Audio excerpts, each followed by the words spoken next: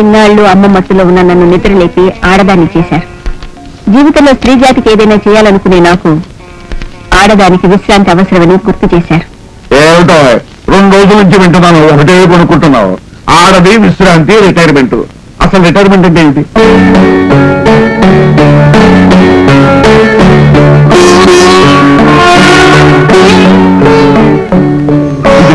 ఇది నాకెందుకు? రిటైర్మెంట్ కి అర్థం తెలుసుకుంటారని. దానికి అర్థం నాకు తెలుసు, కానీ నీకు రిటైర్మెంట్ ఎందుకని? నాకు అంటే భారతికా ఆడదానికా? ఆడదానికేనో.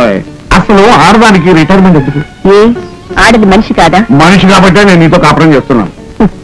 కాపురానికి పనికొచ్చిన ఆడది విశ్రాంతి తీసుకోవడానికి పనికిరాదా? అబ్బో, ఏమేం పెద్ద పెద్ద పనులు చేస్తున్నారని విశ్రాంతి కావాలో నాకు అర్థం కావడం లేదు. మరి మీరేం కష్టపడ్డారని విశ్రాంతి తీసుకుంటున్నారు? 35 సంవత్సరాలు రేయనక పగలనక చెమటొచ్చి శ్రమించి సంసారం అనే విత్తనాన్ని నాటాను, కుటుంబం అనే మహావృక్షాన్ని పెంచాను. ఓహో, 35 సంవత్సరాలు శ్రమించడం అంటే? ఉద్యోగం చేయటం. ఉద్యోగం అంటే? పొద్దున్నే 10 గంటలకు ఆఫీస్కి వెళ్ళి కష్టపడి కష్టపడి కష్టపడి పనిచేసి రాత్రి 5 గంటలు ఇంటికి రావటం. ఆదివారాలు సెలవు రెస్టు, పండుగలు సెలవు రెస్టు, బంధుల హట్టాలు సెలవు రెస్టు. ఇది మీ మగవాళ్ళ శ్రమ. మరి ఇంట్లో పనిచేసే ఆడదానికి ఆదివారాలున్నాయా? పండుగ సెలవులున్నాయా? బంధుల హట్టాలున్నాయా? మీలాగా జీతాలున్నాయా? బేటాలున్నాయా? ఇన్సూరెన్స్లున్నాయా? ప్రావిడెంట్ ఫండ్లున్నాయా? ఒళ్ళు బాగోపోయినా మనసు బాగోపోయినా ఆడదానికి విశ్రాంతి ఎక్కడుందో తెలుసా? వంటింట్లో. నిజం చెప్పాలంటే మా జీవితాలకి వెలకట్టి మీకు జీతాలుగా ఇస్తున్నామండి. ఆడది విశ్రాంతి. ఎంత చులకనగా మాట్లాడారండి. నిజంగా ఆడది విశ్రాంతి తీసుకోదలుచుకుంటే మీ మగవాళ్ళకి శాంతి ఉండదండి. అందుకే వాళ్ళన్న మాటలకి నాకు కోపం రావటం లేదు. వాళ్ళు నిజంగా నాకు జ్ఞానోదయం కలిగజేశారు. ఒక్క నిమిషం. ఇంతకాలం మీరు సంపాదిస్తున్నారు, నేను ఖర్చు పెడుతున్నాను. రేపు డబ్బే అయిపోయింది, అమ్మ ఏం చేస్తుంది అనుకుంటారేమో. ఇదిగో అకౌంట్ బుక్స్ తీసుకో. అప్ టు డేట్ గా కట్టిన కరెంట్, టెలిఫోన్, వాటర్ ట్యాక్స్ సంబంధించిన రసీట్స్. మిగిలిన డబ్బు మీ పేరున సేవింగ్స్ బ్యాంక్ లో వేశాను. ఇదిగో పాస్ బుక్స్. ఏమండి, మీ ఇన్సూరెన్స్, ప్రావిడెంట్ ఫండ్ రెసీట్స్. లెక్కల్లో ఎప్పుడైనా పొరపాటు ఉంటే ఏ క్షణానైనా మీరు నన్ను అడగచ్చు. నేను సమాధానం చెప్తాను. మీకు సంబంధించిన వీటిలో నా బాధ్యత తీరిపోయింది. అయ్యో మీ కర్మ. ఏంటి, ఎందుకు అడుస్తున్నావు?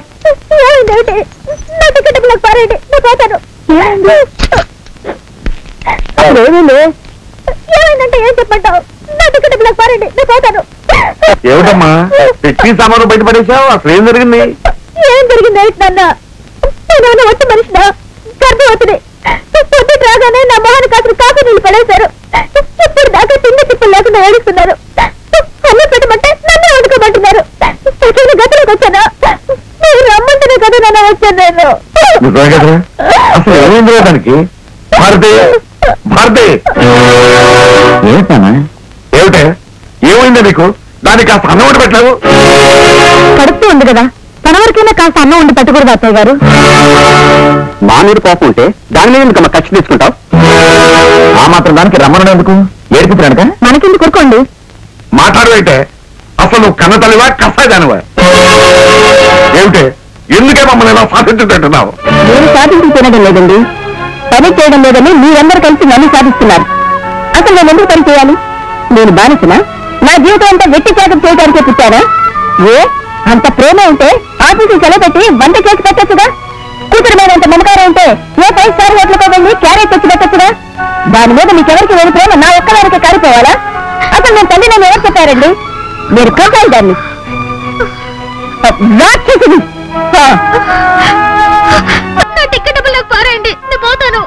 అక్కర్లేదు, నువ్వు ఎక్కడికి వెళ్ళక్కర్లేదు. అంతా నేను చూసుకుంటాను. రేపటి నుంచి ఇల్లు ఎలా ఉంటుందో చూడండి కదా. ఏ ఫూల్, సామాన్లు నీవు దొడ్డిలో పెట్టినారేమి ఇంటిలో పెట్టము. ఇది ఇల్లేనయ్యా, దొడ్డి కాదు.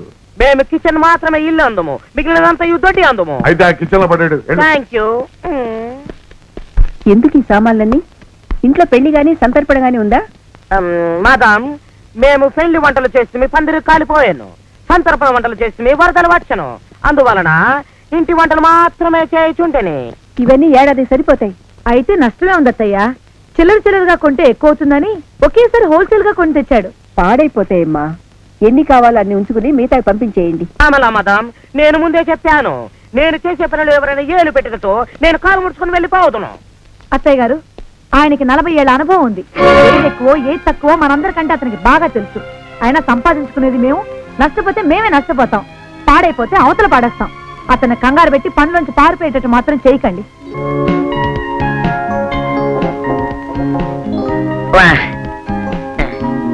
పెద్ద మదం, నెంబర్ 1 మదం, నెంబర్ 2 మదం, స్మాల్ మదం, లిటిల్ మదం, డబల్ మదం, ఆల్ మదం. ఎలా ఉంది మన కుకింగ్? బ్రహ్మాండంగా ఉంది. That is perfect. ఏమండి, మిమ్మల్ని ఎన్నిసార్లు అడిగాను 5 స్టార్ హోటల్ కి తీసుకెళ్ళండి, ఇలాంటి ఫుడ్ తినాలని?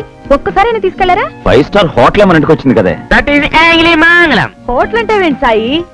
మా పుట్టింట్లో మా అమ్మ చేతి వంట తిన్న తర్వాత అంత రుచిగా ఈ రోజు తింటున్నాను.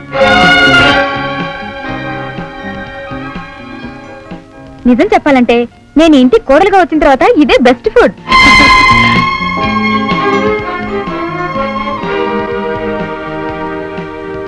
అక్క, పనికి రిటైర్ అయిన వాళ్ళు తినటానికి రిటైర్ కారా?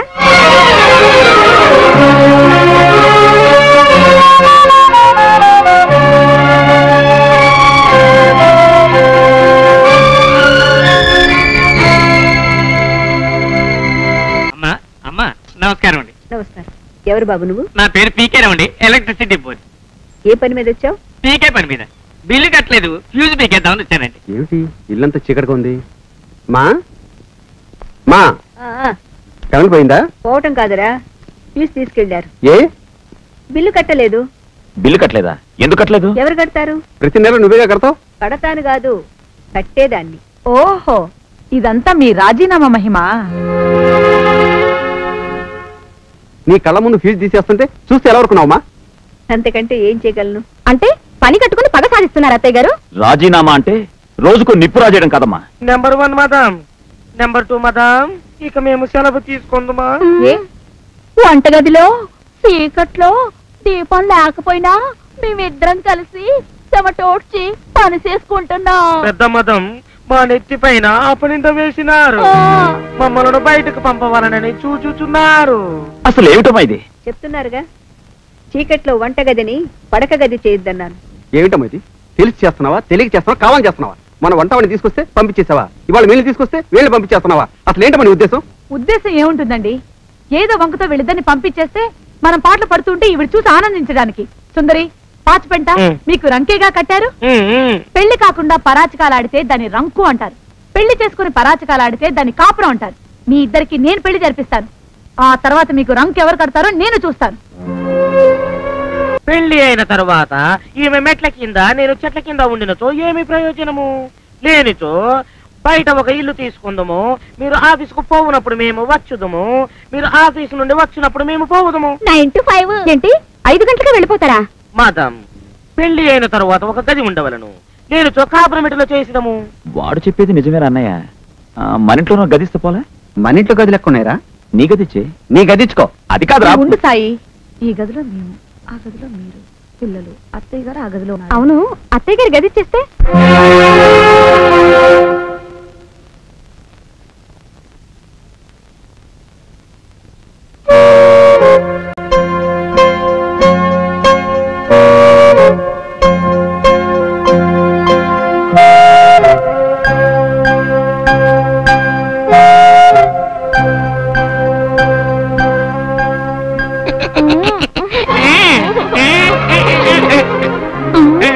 ఇదేంటి మన ఇంటి గదిలోకి వచ్చేస్తుంది? ఏంటో మనల్ని బయటకు పంపాలనుకుంది, దేవుడు ఆడు బయటకు పంపాడు. దేవుడు చిత్ర విచిత్రుడు.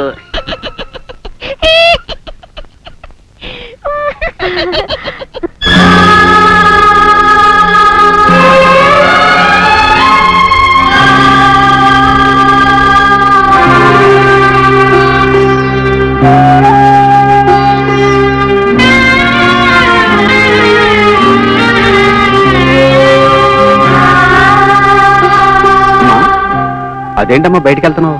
అమ్మా, హాల్లోనే ఉండమ్మా. పాపం వాళ్ళిద్దరూ కొత్తగా పెళ్లి చేసుకున్నారు. బయట హాల్లో కాపురం చేస్తే బాగుండదు కదా. లేకపోతే నువ్వు మా గదిలో ఉండమ్మా, మేము హాల్లో ఉంటాం. నేను ఎక్కడుంటే మంచిదో మీ అందరికంటే నాకు బాగా తెలుసు. కోడళ్ళు దగ్గరుండి అత్తగారిని బయటికి తరిమేశారని లోకం చెప్పుకోవడానికి అత్తయ్య బయటికి వెళ్తున్నారు. తనేం చేసింది, తనకేం చేసింది చెప్పుకుందే తల్లమ్మ. మీరు చెప్పుకోకపోవచ్చు, కానీ మిమ్మల్ని చూసి బయట వాళ్ళు మమ్మల్ని ఏమనుకుంటారు? ఏమంటారమ్మా? మిమ్మల్ని కోడళ్ళు అంటారు, నన్ను అత్త అంటారు. వాళ్ళను కోడళ్ళు అంటారు, నిన్ను అత్త అంటారు. చెట్టు కింద కాపురం పెడితే నన్నేమంటారు? వట్టిపోయింది చెట్టు కింద ఉంది అంటారు. కాదు, చేతగాని చవట అంటారు. పద, నా గదిలో ఉంది కదా. నా గదిలో ఉండు, నా గదిలో ఉండు అంటారు. ఇల్లంటే గదులేనా అండి? ఇంటికి గదులు పెరిగితే ఆత్మీయతలు కూడా గదులు కట్టుకుపోతాయండి. ప్రేమ విశాలంగా ఉండాలంటే నన్ను ఈ ఖాళీ స్థలంలోనే ఉండనివ్వండి. నా గదిలో ఉంటావా ఉండవా? ఏమిటండి మీ బలవంతం? ఆ గదిలో ఉంటే పెద్దోడి కడ్డు, ఈ గదిలో ఉంటే చిన్నోడి కడ్డు, హాల్లో ఉంటే వచ్చి పోయే వాళ్ళకడ్డు, మీ గదిలో ఉంటే మీ రిటైర్మెంట్ కడ్డు. ఏ అడ్డు లేని చోటికి నన్ను పోనివ్వండి.